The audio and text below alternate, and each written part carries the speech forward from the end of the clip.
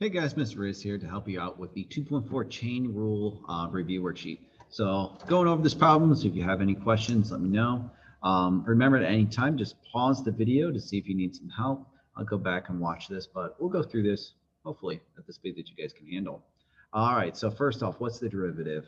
First problem here is just checking to see if you know the chain rule or not, f of g of x. So the derivative of this would be f prime of g of x times g prime of x. We take the derivative of the outside, leave the inside alone, then times by the derivative of the inside.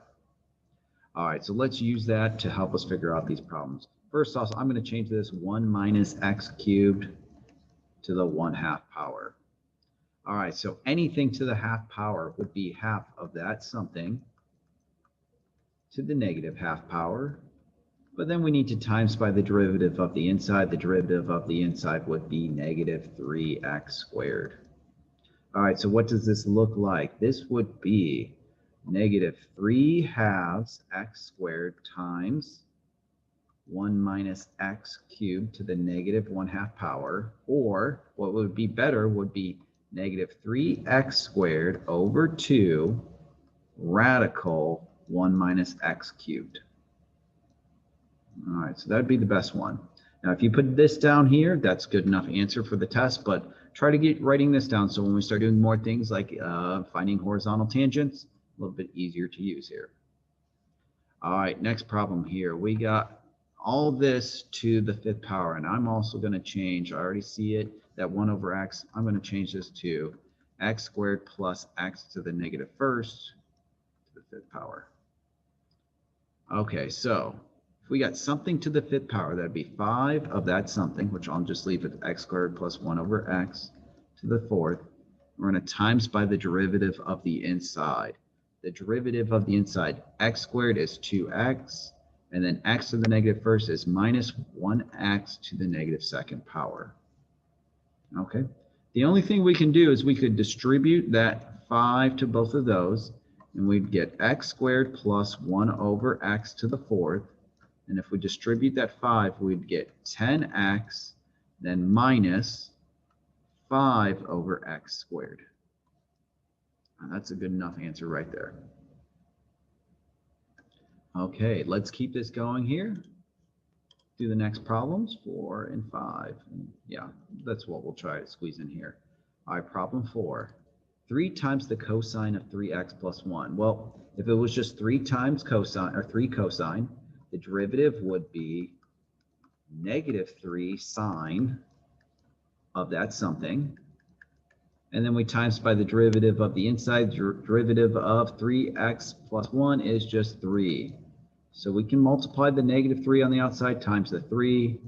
And our derivative is negative 9 sine of 3x plus 1. Not too bad, pretty easy. Okay, next here, we got the tangent of x cubed minus 2x. And I give you a clue here. Tangent is equal to the secant squared. So tangent of something is going to be the secant squared of that something.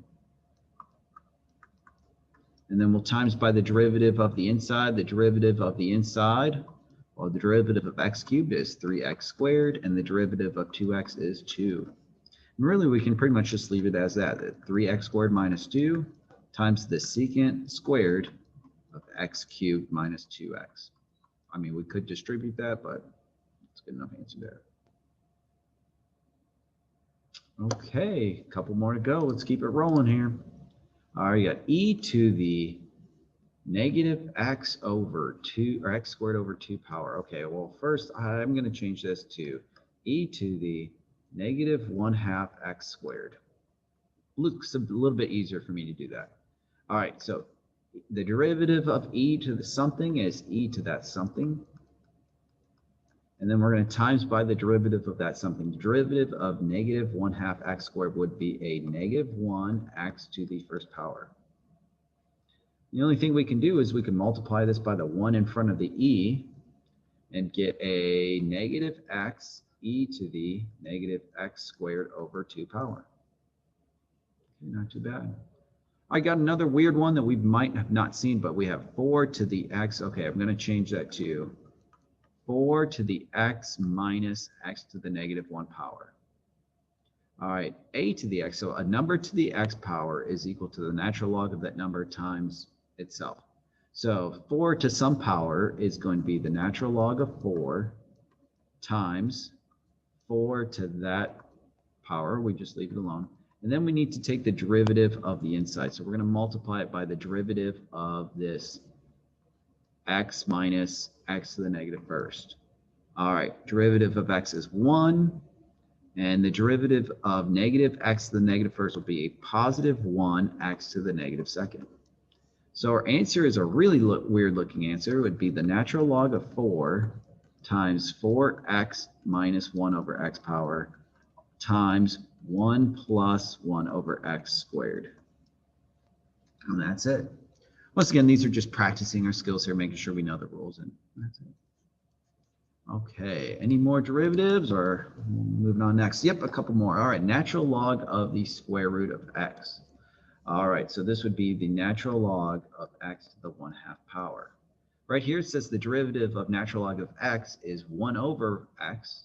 So the natural log of radical x would be 1 over radical x. But then we need to times by the derivative of that radical x. So the derivative of the inside, x to the 1/2 power, will be 1/2 x to the negative 1/2 power. So this is 1 over radical x times, well, let's see, 1 over 2, this would be 1 over 2 radical x. And we can multiply those together. 1 times 1 on the top is 1. Radical x times 2 radical x is 2x. So the answer is just 1 over 2x. It's a fun one. Okay, next we got x squared times e to the x. So might want to change this to x squared times e to the 1/4 x. We're going to have to use the product rule here because we have x squared times something. So let's take the derivative of x squared, which is 2x, and we'll leave the e to the x over 4 alone. Okay, now plus, we'll leave the x squared alone. We'll take the derivative of e to the x squared over 4. Well, e to anything is just e to that something. And then we'll times by the derivative of that something. The derivative of 1/4 x is just 1/4. So our answer is, I'll write it over here, it would be 2x e to the x over 4 plus 1/4 x squared e to the x over 4. Now, if we want to get real fancy here, we could factor out an x e to the x over 4 and make this, okay, if we factor out the x, that would just be a 2 left over here. And then this side would be a 1/4 x. But this is a good enough answer right here as well. All right, so that one was the product rule with the chain rule in it. All right, next, cosine of x minus 1 over x minus 1. All right, so this is the quotient rule with the chain rule in it. So let's start this off, low, d, high. All right, low is x minus 1, d high. The derivative of the inside, all right, we got to do the chain rule. All right, derivative of cosine is negative sine of that something. And then we'll times by the derivative of x minus 1, which is, oh, that's nice, that's just 1. So this is low, d high. Then we got minus high, cosine of x minus 1. And then d low, that's just 1. All over low, low, x minus 1 squared. All right, so let's see if we can combine anything and simplify anything. Probably not. All right, so if we times that by 1, that's still just negative sine of x minus 1. We can distribute that to the x and the negative 1. So we get a negative x sine of x minus 1. And then plus a 1 sine of x minus 1. And then over here we get a minus cosine of x minus 1. And all over x minus 1 squared. And that's all we can do. This is an x sine. That does not combine with the regular sign. And that's a regular cosine, and that doesn't combine with all those. And this x minus 1 does not get factored out because those are all trig functions of not being multiplied. So that's it. All right, let's look at this next one here. We got x times the square root of the natural log of x. Ooh, we might have a lot going on here. So first we might want to change this to x times the natural log of x to the 1/2 power. So product rule says we got to multiply. Okay, we got that times that. So the derivative of the first part, derivative of x is 1. We'll leave the radical ln of x alone. Or actually, you know what? I kind of know what's going to happen here. Excuse me. Let's leave it as the natural log of x to the half power alone. All right, plus. Now we'll leave the x alone. We'll take the derivative of the ln of x to the 1/2 power. So the derivative of anything to the half power is 1/2 of that something to the negative half power times by the derivative of the inside. So looking back up at the top, the derivative of the natural log is 1/x. Okay, so can we simplify this at all? We sure can. This would just be natural log of x to the 1/2 power, and then plus, all right, we could multiply the half times the x and the 1/x. Well, x times 1/x cancel each other out, and so we're just left with a 1/2 of the natural log of x to the negative 1/2 power. All right, so if you leave an answer like that, that's pretty good, but let's try to get fancy. Let's factor out the natural log of x to the negative 1/2 power. All right, so if we get rid of a natural log of x to the negative 1/2 power, this becomes a natural log of x to the 1 power, to the first power, and then this would just become a half. So our answer is, now once we move that to the denominator, would be the natural log of x plus a half over the square root of the natural log of x. Once again, this problem up here, that's a good enough answer there. This would be a better one. Okay, moving on in here. Next part, second derivative. So we got to take the derivative of the first, get that answer, take a derivative of it again. All right, so the first derivative of something to the 6th power would be 6 of that something to the 5th power times the derivative of the inside, 5 minus x. The derivative of that is just negative 1. So the first derivative is negative 6 of 5 minus x to the 5th power. All right, so the second derivative, we take the derivative of that. All right, negative 6 of something to the 5th would be negative 30 of that something to the 4th power. And we'll times by the derivative of the inside, which is negative 1 again. So the second derivative here would be positive 30 of 5 minus x to the 4th power. There we go. All right, what about cosine of 4x to the 3rd power? Okay, so if that was just cosine, the first derivative would be a negative sine of 4x cubed, but we got times by the derivative of 4x cubed, which would be 12x squared. So the first derivative is negative 12x squared times the sine of 4x cubed.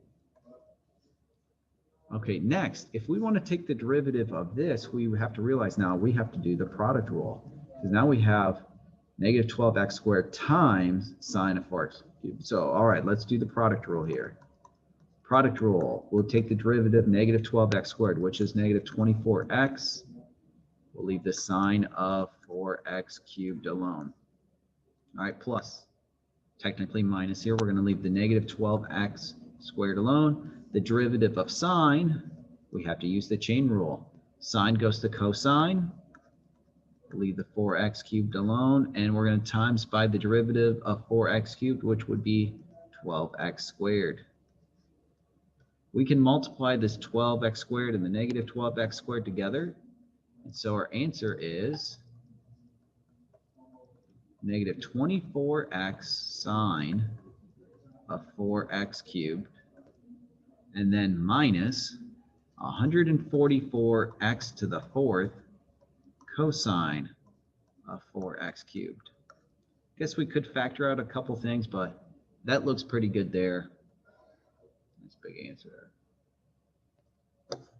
Okay, moving on then. All right, we got a story problem here. So the radius of a growing snake firework is given by r sub t equals a radical t plus 2.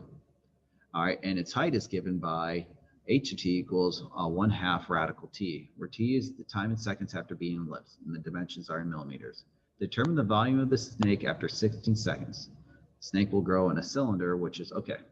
So we got our volume formula. So volume equals pi times, okay, the radius, which is radical t plus 2 squared, times the height, which is 1/2 radical t. All right, so if we want to figure out the volume, we can go ahead and just plug in 16. But you know what I'm going to do? I'm going to simplify this a little bit here, because that's going to save some time later. All right, so if I square the radical t plus 2, that just becomes t plus 2. And this becomes, all right, 1/2 t to the 1/2 power. Now this could be something we could plug in 16, but once again, I'm going to keep simplifying here. So we got volume equals pi times, all right, let's distribute the half. This would be t, or let me try that again. Let me erase. I'm getting a little messy here. This would be pi, just leaving the pi alone, like we typically do. It would be 1/2 t to the 3/2 power, plus distribute the half to the 2, that'd be 1 t to the 1/2 power. Okay, so this makes it a little bit more complicated to figure out the first part, but it's definitely going to help us with the second part. So the volume after 16, we're going to plug in 16. So pi times 1/2 of 16 to the 3/2 power plus 16 to the 1/2 power. All right, so that's going to be pi times. All right, 16 to the 3/2 power would be 16 times 4. Yeah, square root of 16 is 4, 4 is 16. So it'd be 64, cut in half, so it'd be 32, plus the square root of 16 is 4. And so the volume should be about 36 pi millimeters cubed, right? Yeah, cubic millimeters. All right, big thing, you have the units. Now, if we want to determine the rate of change, all we need to do is take the derivative. Now, we could take the derivative of this problem here, but since we took the time at the beginning to simplify the equation, all we need to do is just take the derivative of this. So we can leave the pi alone, take the derivative of 1/2 of t squared. So 3/2 times 1/2, that would be 3/4 t to the 1/2 power, plus 1/2 t to the negative 1/2 power. This is where it kind of becomes a little bit easier to rewrite here. If we're going to do this without a calculator, let's see, 3 radical t over 4 plus 1 over 2 radical t. Now what we're going to do is plug in 16 to all those. All right, so if I plug 16 here, the rate of change of the volume would be pi times, all right, the square root of 16 is 4, 3 times 4 is 12, so that's just 3, plus 1 over 2 times the square root of 16 is 4, that'd be 8. So we get 3 plus an 8 pi, what's that? That's 3 1/8, or 3 times 25 over 8 pi. There we go. And that'd be like millimeters cubic per second. Yeah. All right, so this is why, like, if we didn't do this, all the simplifying at the beginning here, we would have had to use the chain rule here, and it would have got pretty complicated. But if we can ever avoid it, we will. All right, and that's it. So if you guys need any help with this, let me know, reach out. But we got our test coming up, our quiz. Shouldn't be too bad, especially you use this as a reference. You guys have a great day, and I will see you next time.